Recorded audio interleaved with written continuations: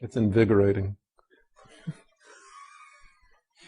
The question whether name-calling is evidence of a imaginative paucity is hardly a fair question to put to me. I mean, because I revel in the name-calling, and when I don't have an argument, I tend to abuse my opponents just as easily as they tend to abuse me. Again, I don't think too much should be made of that.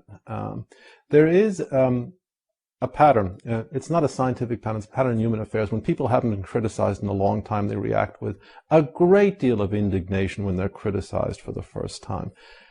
That's human nature. Put yourself in the position of a Daniel Dennett or a Richard Dawkins, who are used to being the regnant priests of a powerful orthodoxy, and for the first time in their lives, someone says, "Hey, you guys are simply not credible." Of course they're going to react with outrage and indignation, hurl imprecations at others, resort to objurgations. That's only normal. If I remark that Daniel Dennett had his last idea in 1936 and it was under prenatal influences, what's wrong with that? It just sharpens the debate. It puts a lot of emotional emphasis on the debate, and it forces people to come up with something better. That's the real point of name calling. It forces people to come up with something better.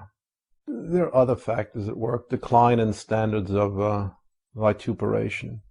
America used to be a country rich in insults. It really did. And we lose something in literary or intellectual culture when that's no longer accessible.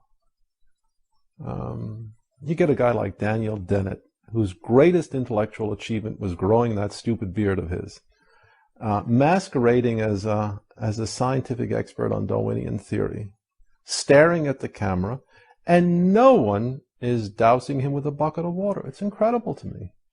Richard Dawkins is accepted as a great intellect, and a fine prose stylist, too. The guy writes them, his prose resembles a string of sponges strung together on a wash line. Should be said. Should be said.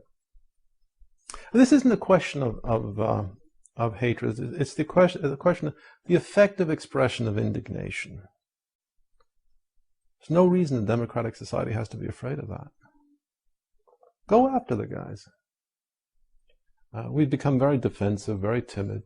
I mean, look, the fact that we have to justify an attack on Darwinian theory is a very sad commentary on the health of American society. It shouldn't require a justification. It shouldn't. And yet it does. I mean, a very timorous aspect to American society right now. It's gone to the black community, and that's a wonderful thing.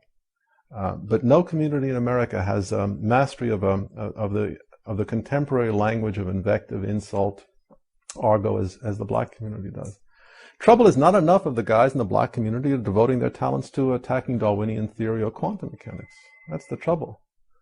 Get these rappers off MTV, put them to work, focus direction on Darwin.